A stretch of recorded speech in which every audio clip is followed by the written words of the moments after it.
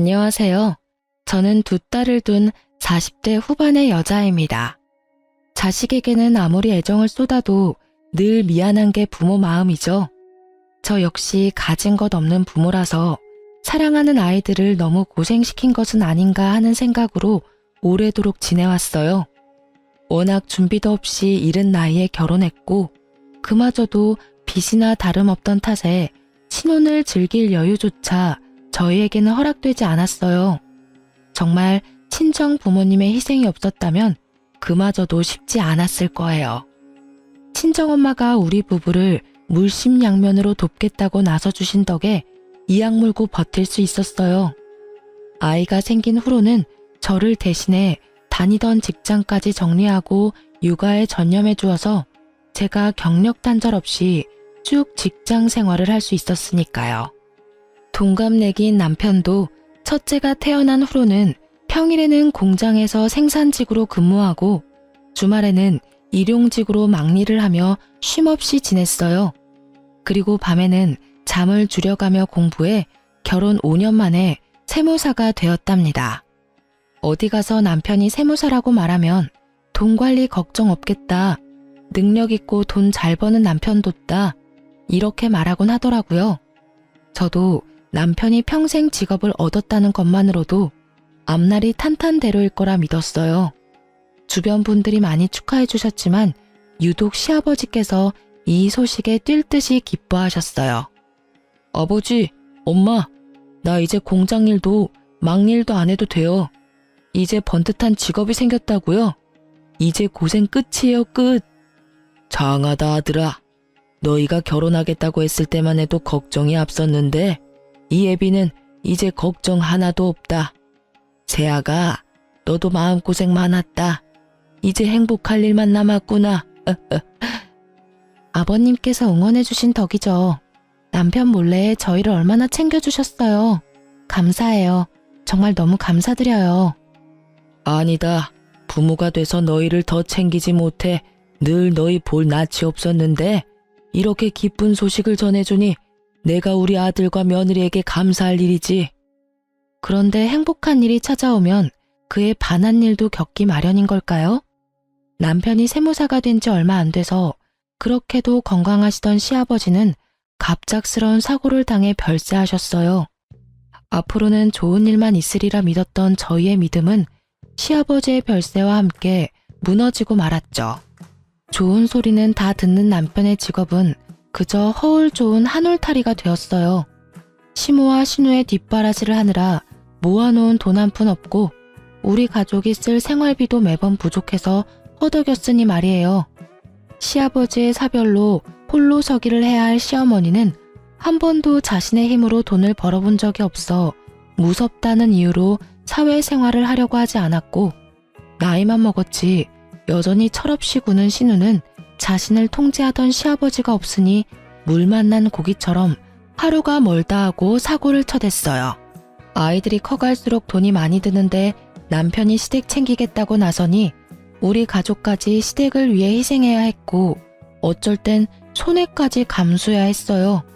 거기다 시아버지가 세상을 떠난 뒤 그렇게도 자상하던 시모가 마치 다른 사람이라도 된 듯 돌변해서 목소리까지 커지니 감당이 되지 않았어요. 시아버지와 막 사별했을 당시는 시어머니께서 큰 슬픔에 빠져 걱정이 많았는데 마음을 추스르고 난 후에는 온 가족을 주무르려는 독재자에 불과했어요. 시어머니는 시아버지께서 살아생전에는 직장 생활을 하느라 시부모님을 잘 살피지 못하는 제게 바쁘게 일하니 괜찮다고 말씀하시곤 했지만 혼자가 되신 뒤부턴 저더러 이 세상 일은 다 너 혼자 하느냐며 갖은 구박을 하셨어요. 처음엔 혼자라 외로우셔서 그런가 보다고 생각했지만 날이 갈수록 심해졌고 저는 일을 쉬는 주말에라도 자주 찾아뵙기 위해 노력했죠. 하지만 막상 찾아뵈면 시댁에 집안일을 시키고 꼭 저더러 장을 봐오라고 시켰어요. 그런데 황당한 것은 장본값이 20만 원을 넘지 않는 날에는 뭘 해먹으라고 이리 장을 보다 말았냐며 잔소리까지 들어야 했어요. 어느새 시어머니에게 우리 부부는 돈 나오는 기계가 되어버린 거예요. 이 문제로 우리 부부는 날이 갈수록 부부싸움의 횟수가 늘었고 그때마다 남편은 자신이 더 노력하겠다는 말뿐이었어요. 그럴수록 저는 화가 쌓여갔고 결국 참지 못하는 상황에까지 이르고 말았어요. 저희 부부를 대신해 아이들을 챙겨주는 친정 부모님께 경제적 여유가 조금 생긴 후에야 작지만 매달 용돈을 챙겨드릴 수 있었어요. 하지만 남편이 시댁을 챙기기 시작하면서 그나마 챙겨드렸던 용돈까지 줄였는데 나중에는 저더러 몇 달만 친정 부모님께 드리는 용돈을 끊자는 겁니다. 이게 말이나 되는 소리인가요? 시댁에 생활비 대느라 친정 부모님께 나가는 몇십만 원을 아까워한다뇨. 저는 결국 남편을 대신해 이 문제를 해결하기 위해 시댁에 찾아갔어요. 어머님, 연락도 없이 찾아와 이런 말씀까지 드리게 돼서 죄송하지만 남편이 챙겨드리는 생활비 대신 매달 용돈으로 드릴까 해요. 어머님께 드리는 생활비가 적은 금액은 아니라 기간이 길어지니 저희에게 부담이 돼서요. 제 말이 어머님께 서운함으로 남지는 않았으면 좋겠어요. 예, 너희가 생활비를 줬으면 얼마나 준다고 그러니? 네 시아비가 벌어다 준 돈의 절반밖에 안 되는 액수야. 나도 원래 씀씀이 줄이고 버티면서 사는 건 모르니? 누가 들으면 돈 1,000만 원은 주는 줄 알겠구나. 저희 네 식구 한 달 생활비만큼 어머님께 드린다는 거 아시잖아요. 맞벌이로 지내는데 외벌이와 다를 게 없을 정도라고요. 아가씨가 사업한다고 벌려놓은 것도 남편이 메꾸느라 진이 빠진다는 건 모르세요? 자식이면 나이 든 부모 돌봐주는 건 당연한 이치 아니니? 내가 네 시아비 보내고 얼마나 힘들었는지 몰라? 너 지금 너희 사리사욕 채울 돈이 나한테 오니 아깝다 이거니? 응? 얘 웃기는 애네. 너 고작 남들 비 맞추는 상담일이나 하면서 바쁜 척은 다 하더니 그것도 네 시부모 챙기기 싫어서 쇼했던 거지? 그럴 리가요. 저희가 사리사욕 채울 게 뭐 있겠어요. 어머님 말씀처럼 부모를 모시는 건 자식의 도리죠. 하지만 그것도 경제적 여유에 맞게 하는 것 아닌가요? 몇 달 전부터는 남편이 저희 생활비는 제때 주지도 못하고 있어요. 어머님과 아가씨 챙기기 위해 제 자식들에게 부족함을 느끼게 할 수는 없는 거잖아요. 네 자식들 키우느라 내 자식이 도리를 하는 걸 지금 방해하겠다 이 말이야? 참나, 너 지금 돈 번다고 시어머니 앞에서 유세했더니? 어떻게 손주들 운운하며 없는 척을 해? 되바라진 것. 어차피 너랑 결혼 안 하고 있었으면 아들 버는 돈은 다 우리 위에 쓸 돈이었어. 네가 뭐라고 아들이 나 챙기는 걸 참견해? 어머님 말씀대로 저와 결혼 안 했으면 그랬을지도 모르죠. 그런데 지금은 가정이 있는 가장이잖아요. 이걸 따지는 게 무슨 의미가 있나요? 어머님도 이제 자식 그늘에서 그만 나오세요. 당연하다는 듯 저희에게 도움만 받고 계시지 마시고요. 앞으로는 이전에 챙겨드린 생활비 대신 용돈으로 챙겨드릴 테니까 생활비는 이제 어머님과 신우가 해결하면 좋겠어요. 너 내가 웃음니? 어떤 며느리가 시어미한테 밖에 나가 일을 해라 마라 간섭을 해. 그렇게 너희 생활이 쪼들리면 네가 주말에도 사돈한테 애들 맡기고 나가 일하면 되는 거 아니니? 좋아. 네가 주말에도 일하면서 지내는데도 생활이 힘들면 그땐 생활비로 200만 원씩만 보태라. 더는 양보 없다. 그런 줄 알아. 어머님께서 저희 아이들을 돌봐주시는 것도 아닌데 그럴 수는 없죠. 매달 저희 친정 부모님께 드리는 용돈만큼 1원도 차이 없이 드릴게요. 저희도 지금보다 열심히 해서 나중에 부족함 없이 챙겨드릴 수 있도록 할게요. 예, 내가 왜 사돈댁과 같은 액수의 돈을 받아야 하니? 내 아들이 너보다 돈을 더 잘 버는데. 그리고 애들 사교육비로 나가는 돈만 100만 원은 된다고 들었다. 애들이 뭘 안다고 그 큰 돈을 써? 이참에 애들 학원을 끊어라. 그리고 그 돈을 네가 주려는 용돈에 얹어서 주렴. 그럼 이렇게 말싸움 안 해도 되고 얼마나 좋니? 머리 조금 굴리면 될 일을 왜 무식하게 구는지 원. 아무리 그래도 친할머니라는 사람이 애들에게 나가는 돈까지 탐내다니 이건 이해의 범위를 넘어섰다는 생각밖엔 들지 않더라고요. 저는 시어머니의 말에 너무 기가 차고 분노가 치밀어 올라 부양가족인 신우더러 정신 차리고 직장을 알아보게 하면 되지 않느냐고 버럭 소리를 쳤어요. 시어머니도 눈이 뒤집혀서는 신우 앞길을 막으려고 한다며 맏며느리가 시어미한테 주는 돈을 아까워하는 게 맞냐고 노발대발하며 제 머리채까지 잡았어요. 쇼핑을 다녀왔는지 백화점 쇼핑백을 양손 가득 들고 귀가한 신우가 저와 시어머니를 말려 간신히 6탄전을 멈췄네요. 하지만 떡하니 찍힌 값비싼 명품 쇼핑백을 보니 개처럼 쓰는 집안 뒷바라지나 하려고 정승처럼 벌었나 하는 생각에 억울함이 밀려왔어요. 제 고생이 다 남의 식구를 위해 한 것만 같았거든요. 그날 밤 제가 시댁에 다녀왔다는 사실을 알게 된 남편은 어떻게 자기 가족들에게 무례하게 굴 수 있냐며 장남이 집안을 책임져야 하는 거 아니겠냐고 끝까지 저를 설득하려 들었어요. 내가 더 열심히 하겠다고 얘기했잖아. 부부 사이에 그런 믿음도 없이 냅다 우리 집에 찾아가서 그렇게 말하면 누가 좋겠어? 내가 장모님께 드리는 용돈을 평생 끊자는 것도 아니고 몇 달인데 그게 우리 엄마를 찾아가서 따질 정도로 큰일도 아니잖아. 뭐? 큰일이 아니야? 당신은 당신 낳아준 부모만 중요해? 막말로 지금 상황에선 당신네 집안이 짐처럼 느껴지기밖에 더하냐고. 어머님께서 우리 애들을 하루라도 봐준 적이 있어? 매번 말로만 고생한다고 하셨지 우릴 위해 뭐 하나 신경 써주신 적 있냐고. 내가 한두 달도 아니고 언제까지 당신 이러는 걸 보고만 있어야 하는데. 아버지 떠나시고 엄마 힘들어하는 걸 같이 봐놓고도 넌 어떻게 이리도 매정하냐? 장모님이 혼자가 돼도 이럴 수 있어? 적어도 당신처럼 미련하게 굴진 않겠지. 엄마가 어머님처럼 자식 그늘에 숨어만 있으려 하지도 않으실 거고. 우리 애들 앞으로 나가는 돈을 아껴서 주라는 할머니가 어딨어? 나 이제 더는 잠자코 못 있어. 우리 코가 석자야. 제발 정신 좀 차려. 여보, 힘든 건 나도 너무 잘 알아. 하지만 내 가족도 이해 좀 해주라. 당신이 가장이자 장남이라고 생각해봐. 나라고 편하겠어? 매일이 전쟁이야. 당신만이라도 좀 내 편에 서서 이해해줘야 나도 숨 좀 쉬지. 당신까지 이렇게 몰아붙이면 나는 어떡하냐? 어?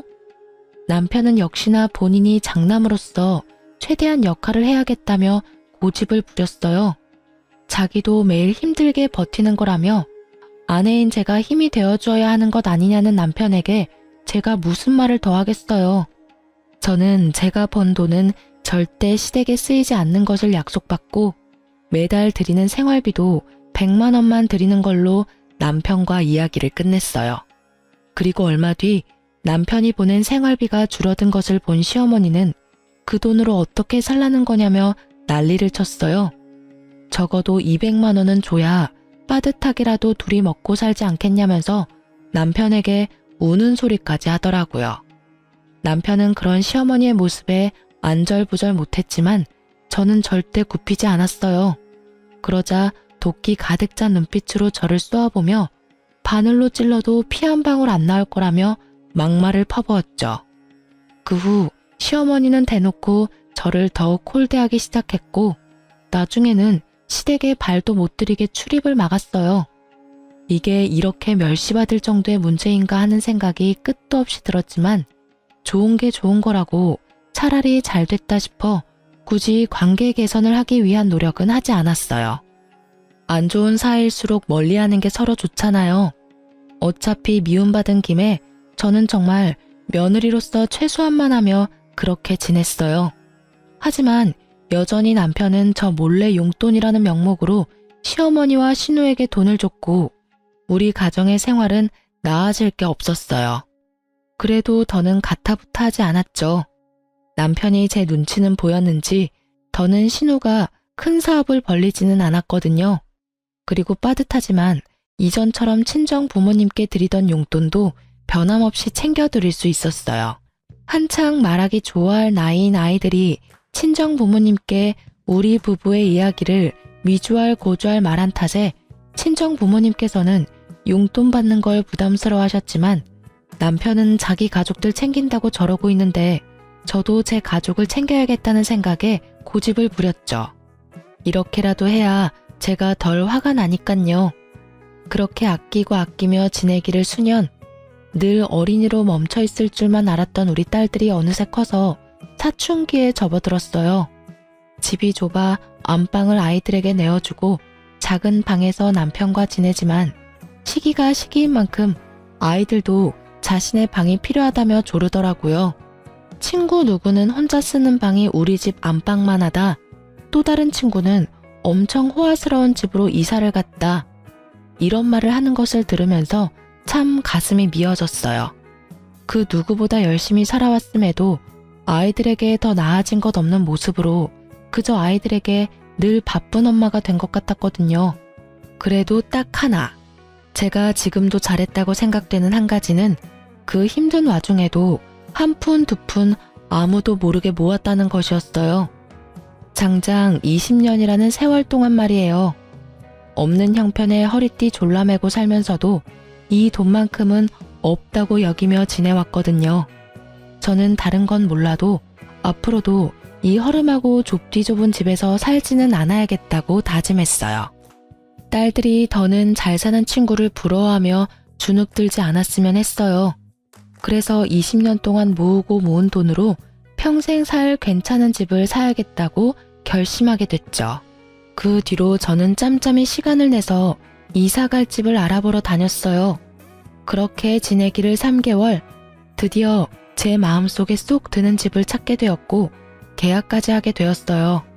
그리고 계약서를 받아온 그날 남편과 딸들을 거실에 앉히고 계약서를 보여주며 이사를 할 거라는 사실을 알렸죠.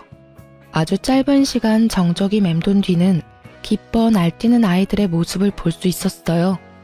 남편은 사실 여부를 몇 번이나 확인한 뒤에야 눈물까지 글썽이더라고요.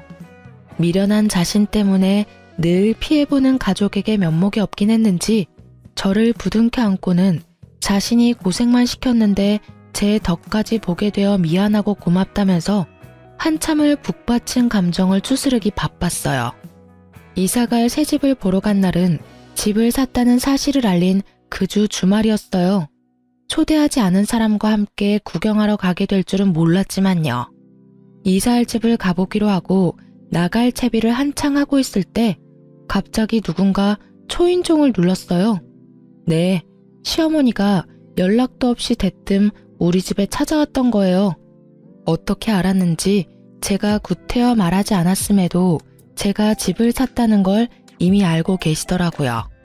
더 웃긴 것은 저를 못마땅해 하며 시댁엔 오지도 못하게 했던 분이 제 돈으로 집을 마련했다고 하니 어쩜 그렇게 다른 사람처럼 저를 대하시던지 남편에게나 보여주던 살가운 모습으로 제 이름을 사근사근 부르며 말하는데 당혹스럽기까지 하더라고요. 예, 지우 엄마야. 그간 고생 많았다. 우리 며느리가 이렇게 능력 있고 알뜰한 애였다는 걸 다시 한번 새삼 깨닫는구나. 어쩜 이렇게 기특한 며느리를 뒀을까 싶다니까. 어머님, 무슨 그런 말씀을 하세요. 이전엔 저를 그렇게나 미워하셨잖아요. 어머, 내가 언제 널 미워했어? 그냥 시댁을 챙기는 게 부담스럽다는 말에 내가 상처를 조금 받아서 서운했던 거지. 내가 섭섭한 마음에 내게 모나게 굴었던 점은 마음에 담아두지 말렴. 내가 생각해도 그때 내가 너무 어리석었다 싶어. 그래 엄마, 서운할 수 있지만 그래도 우리 다 가족인데 좋게 풀려서 다행이다. 엄마가 그렇게 먼저 말씀해 주시니까 지우 엄마도 마음이 좀 풀릴 거야. 우리 가족 화목한 분위기 너무 좋다. 이사 가려니까 가족 사이도 더 돈독해지려나 봐. 먼저 그렇게 말씀해 주시니 제가 몸둘 바를 모르겠네요. 그래도 용기 내서 좋은 말씀도 해주시고. 앞으로는 모나게 굴지 않으마. 내가 더 성숙하게 대했어야 했는데 그러지 못했어. 앞으로는 딸처럼 여기며 지내마. 너도 안 좋은 감정이 남아있다면 풀었으면 좋겠구나. 다 늙어서 나 챙길 건 우리 며느리랑 장남밖에 더 있겠니?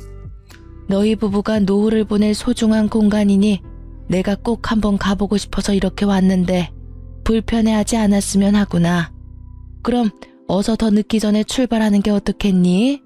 마음 같아서는 이 가식덩어리인 시어머니를 당장이라도 함께 갈 수 없으니 그만 돌아가시라고 말하고 싶었지만 이렇게까지 굽히는 모습에 꾹 참았어요. 저도 괜히 아이들 앞에서 시어머니에게 못되게 굴 수도 없었고요. 함께 저희 차로 새로 이사갈 집을 향해 가는데 차에서도 내내 우리 부부의 칭찬을 늘어놓기 바빴어요. 남편과 제가 궁합이 잘 맞아서 이렇게까지 성공할 수 있었다느니 제가 능력이 없다 했지만 실은 남편보다 훨씬 대단하다느니 그렇게 무시할 때는 언제고 이제 와서 왜 저러나 싶으면서도 나쁘게 말하지 않는 게 다행인 건가 싶기도 하더라고요. 그렇게 속에도 없는 제 칭찬을 늘어놓는 시어머니의 말을 듣다 보니 새 집에 도착했어요. 시어머니는 애들보다도 더 떨린다고 요란 법석을 떨었어요. 하지만 좋은 게 좋은 거라고 결혼 20년 만에 처음으로 저희 부부가 이사하는 거니 시어머니도 기대가 되나 보다 하고 넘겼어요. 집 내부를 살피는데 시어머니 눈이 반짝반짝 빛을 내며 구경하다가 갑자기 꼬치꼬치 캐묻기 시작하는 거예요. 그런데 사람이 참 이상하죠. 관심이라고 여기고 좋게 생각하려는데 자꾸 시어머니를 볼수록 싸한 기분이 드는 겁니다. 거기다 이 방은 이렇게 쓰면 좋겠고 가구는 이렇게 놓으면 딱 맞다. 저 방은 드레스룸으로 딱이다며 방마다 쓰임을 정하듯 말하면서 발코니까지 샅샅이 보더라고요. 오죽하면 둘째 딸이 시어머니에게 누가 보면 할머니가 이사 오는 줄 알겠다. 할머니도 우리가 이사하는 게 그렇게 좋아? 라고 물어볼 정도였죠. 그 말을 들은 시어머니는 들뜨는 걸 어쩌겠냐며 호탕하게 웃으셨어요. 실로 새 집을 보고 돌아온 이후 큰 사건 없이 평안한 일상을 보냈어요. 시어머니가 저를 대하는 태도까지 시아버지가 살아계실 때처럼 살가워지더라고요. 그래서 집 구경을 갔던 날 느꼈던 그 불안한 기분은 틀어진 관계에서 비롯된 제 착각이었나 싶더라고요. 지금 생각해보면 착각이길 바랬나 싶네요. 남편과 시어머니가 더 이상 제 가정에 피해를 주지 않으니 점점 제 마음도 풀려갔죠. 온 가족이 이삿날만을 고대하며 그렇게 행복한 마음으로 지냈어요. 뒤에서 시어머니가 어떤 작당 모의를 하는 줄도 모른 채 이제야 모든 게 잘 풀리는 것 같다고 바보 같은 생각까지 하면서요. 그러나 어김없이 우리 가족의 이사 당일 문제가 터지고 말았습니다. 한 집에서 20년을 사니 어찌나 짐이 많던지 이삿짐 센터에 사다리차까지 부른 대이사였어요.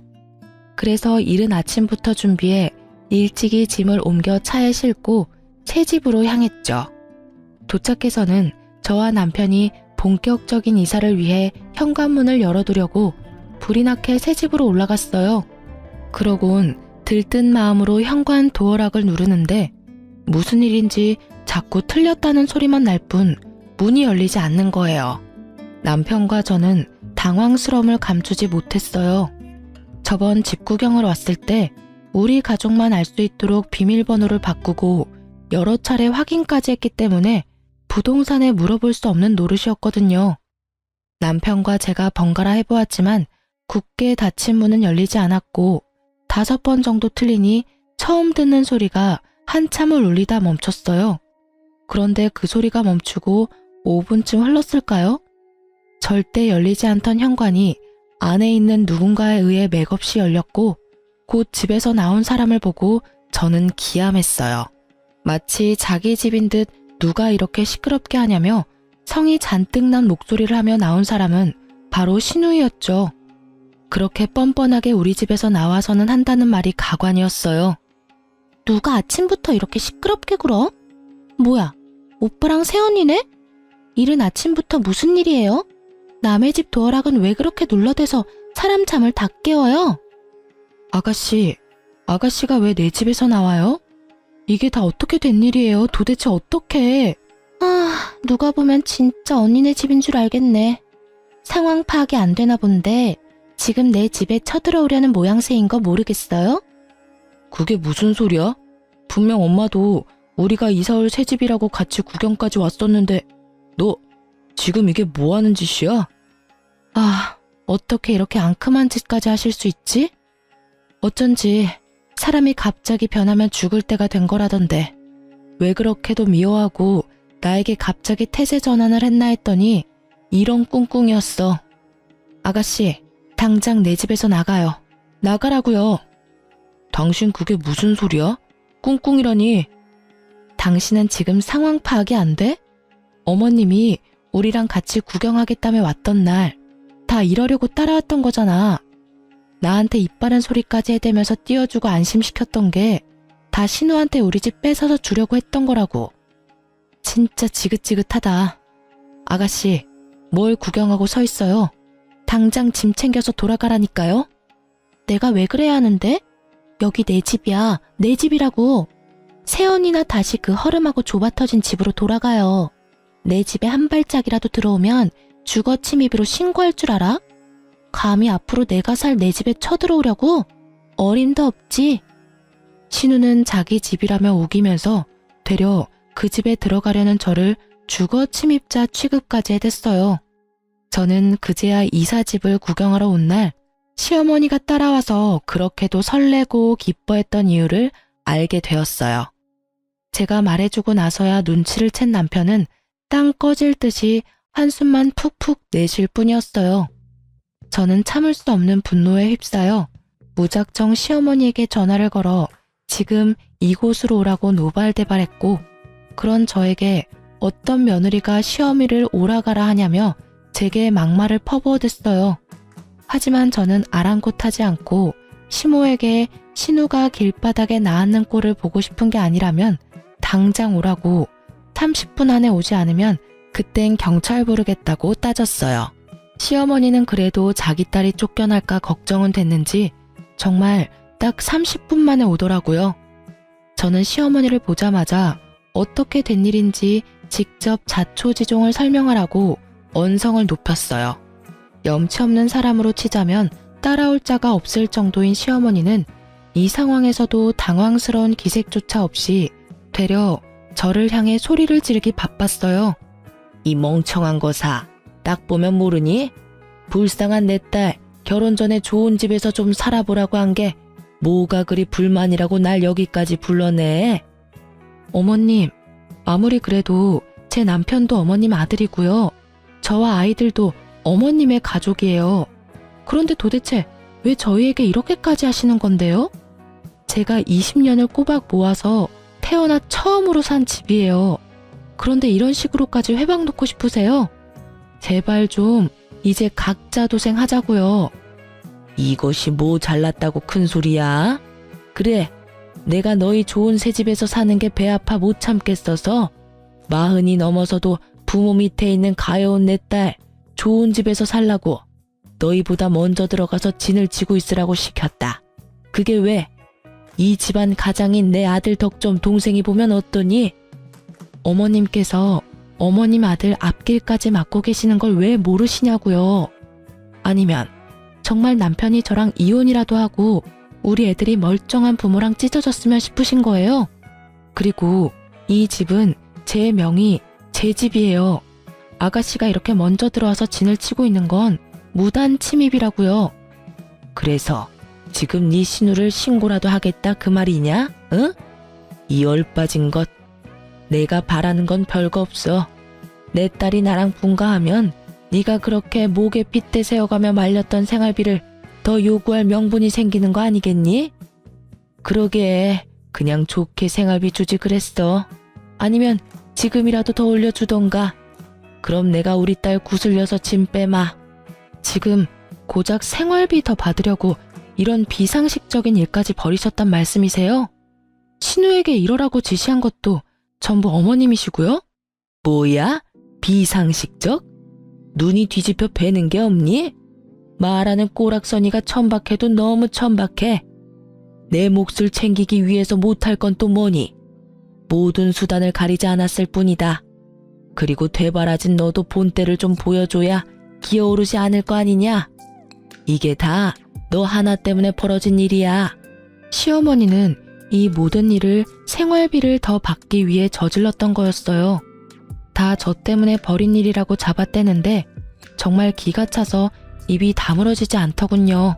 신우가 우리 집으로 들어온 게 전부 시어머니가 이 집에 눌러 앉아 있으면 다 신우 것이 된다고 꼬셨고, 멍청한 신우는 자신에게 집이 생긴다는 말에 사리분간 못하고 신나서 자기 짐을 풀고 지내고 있었던 거죠.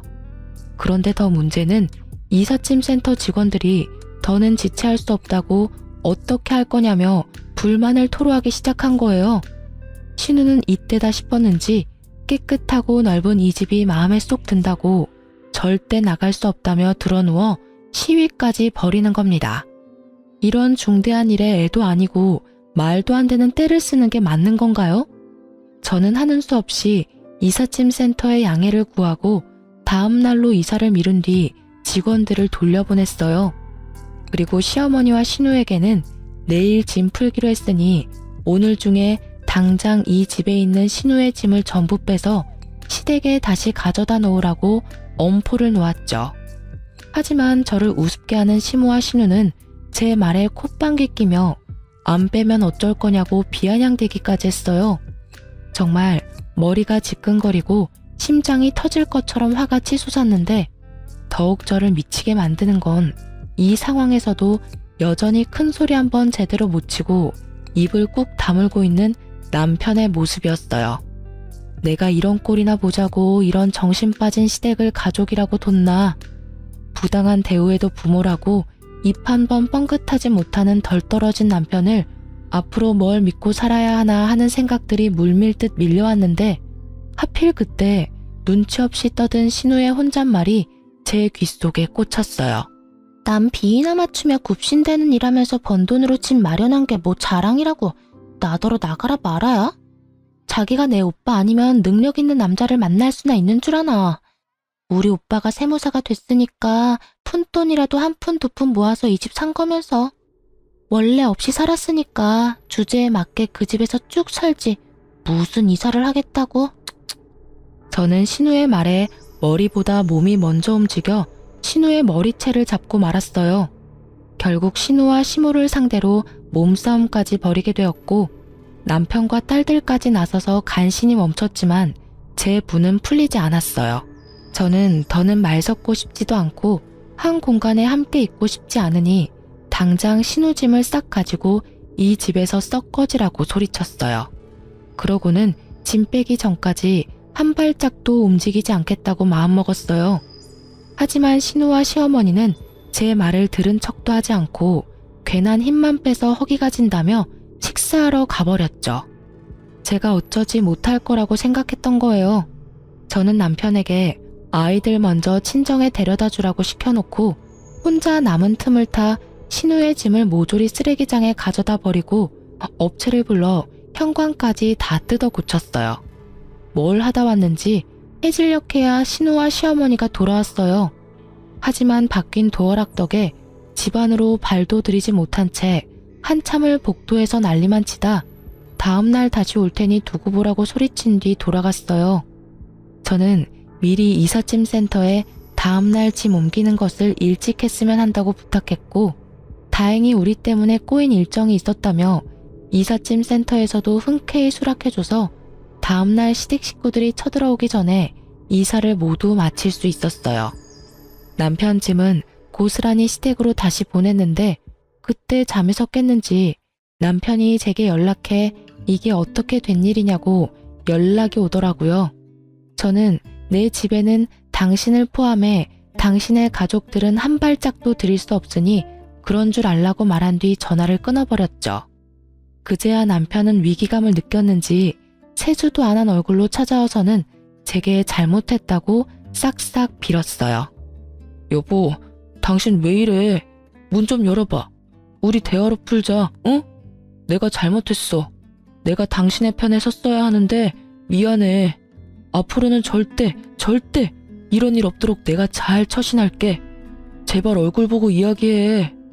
애들 올 시간 됐으니까 돌아가. 애들한테 이런 추접스러운 모습 보이고 싶은 거 아니면.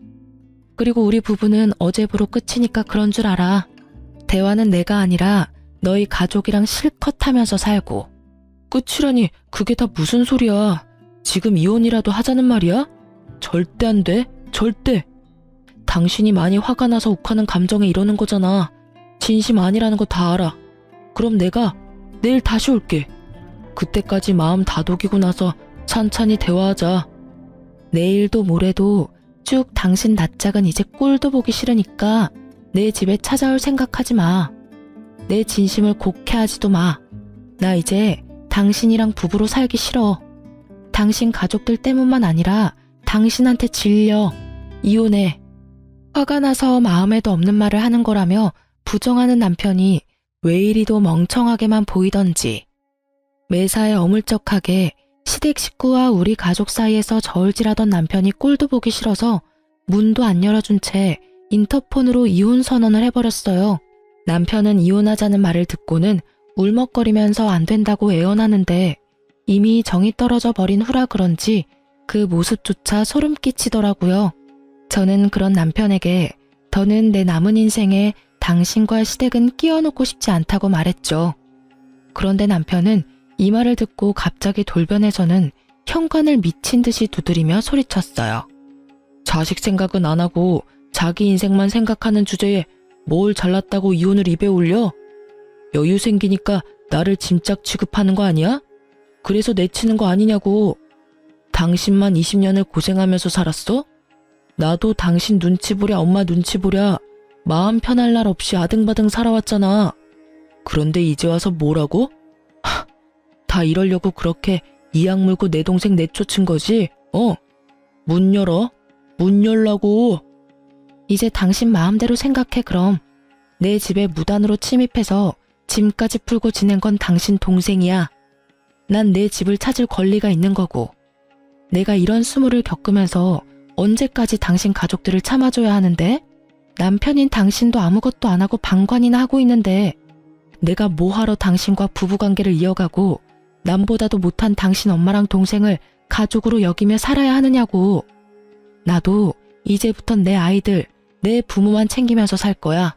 네가 혼자 네 부모한테 효도한답시고 우리 힘들게 할 때 나는 차마 내 부모님한테 못했던 효도 나도 이제부터라도 하면서 살 거라고.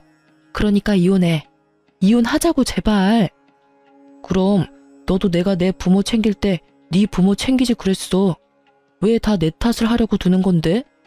네가 못한 건 네 탓이지 내 탓이 아니야. 우리 애들 때문에라도 이혼은 절대 안 돼. 이왕 이렇게 된 거 며칠 애들이랑 시간 보내면서 잠시 생각 정리하고 다시 대화해. 남편은 성이란 성은 다 내놓고 이혼은 안 된다며 인심 쓰듯 생각 정리할 시간을 주겠다고 말하곤 돌아갔어요. 하지만 저는 아랑곳하지 않고 아이들에게 이혼에 관한 설명한 후 동의를 얻고 곧장 이혼 소장을 날렸습니다. 그런데 얼마 후 이혼 소장을 본 시어머니가 남편보다도 먼저 제 집에 찾아와서는 깽판을 쳤어요. 여태 내 아들 개고생은 다 시켜놓고 뭐? 이혼? 돈 걱정 끝나니까 내 아들을 버리겠다 이거냐? 뭐 이런 게 다 있어? 벌레만도 못한 것이 뻔뻔해도 정도가 있지. 소송 취하해. 양심도 없이 니깎게 이혼은 무슨 이혼이야? 엄마라는 것이 자식한테 죄 짓는 건 줄도 모르고. 어머님, 제가 오늘 이렇게 어머님을 마주한 이유는 그딴 소리나 들으려고 한 게 아니라 그래도 이혼을 앞둔 입장에서 마지막 예의라도 차리기 위함이에요. 이혼은 어머님이 아니라 남편과 하는 거니까 가타부타 하지 마세요. 저희 부부 이혼하겠습니다. 반대를 하시려거든 남편에게나 이야기하세요. 야, 이 되바라진 게 지금 뭐라고 주둥이를 놀리는 거야? 시어머니는 자기 분에 못 이겨 제게 마구잡이로 손을 휘두르며 듣기 거북한 막말을 쏟아냈어요. 저는 이제 정말 끝이라는 마음으로 큰 반항은 하지 않았어요. 그렇게 한참 동안 저를 괴롭히던 시어머니는 저더러 사람도 아니라며 한 번만 더 이혼 얘기를 들먹이면 그땐 진짜 가만두지 않겠다고 경고하고는 돌아가셨어요. 거울에 비친 제 몰골은 암담하더군요. 하지만 괜찮았어요. 저는 시어머니가 제게 한 막말을 전부 녹음한 파일을 챙겨 병원으로 향했고 치료받은 진단서를 떼서 곧장 시어머니를 신고했어요. 그런데 못된 시어머니와 남편은 간사하기까지 했어요. 제가 신고했다는 사실에 겁이 났는지 남편은 그제야 제게 와서는 앞으로 시모와 신우를 안 보고 살겠다며 약속할 테니 이혼 소송 취하하고 시모를 신고한 것도 제발 합의해달라며 눈물로 호소하더라고요. 시어머니도 다 늙은 자신의 앞날이 걱정됐는지 문제가 커졌다는 것을 알고는 제게 무릎까지 꿇고 손이 발이 되도록 용서를 구하더군요. 그러면서 하는 말이 제가 아들 덕을 보는 것 같아 눈에 뵈는 게 없었다나요? 더 이상 저희 부부에게 돈 달라는 말도 하지 않겠다는 뻔뻔한 거짓말까지 하는데 우습기 짝이 없더라니까요. 뭐든 때가 있는 건데 왜 그걸 여태 알지 못했는지. 처량한 두 모자의 신세를 보고 있자니 한심할 뿐. 긴 세월 겪은 멸시와 차별도 모자라 제가 힘들게 산 아파트까지 공짜로 가져가려 했던 몰상식한 인간들을 용서할 마음은 눈꼽만큼도 들지 않았어요. 그래서 남편과의 일도 시모와의 문제도 법정에서 그 시시비비를 가려 깔끔하게 정리했답니다.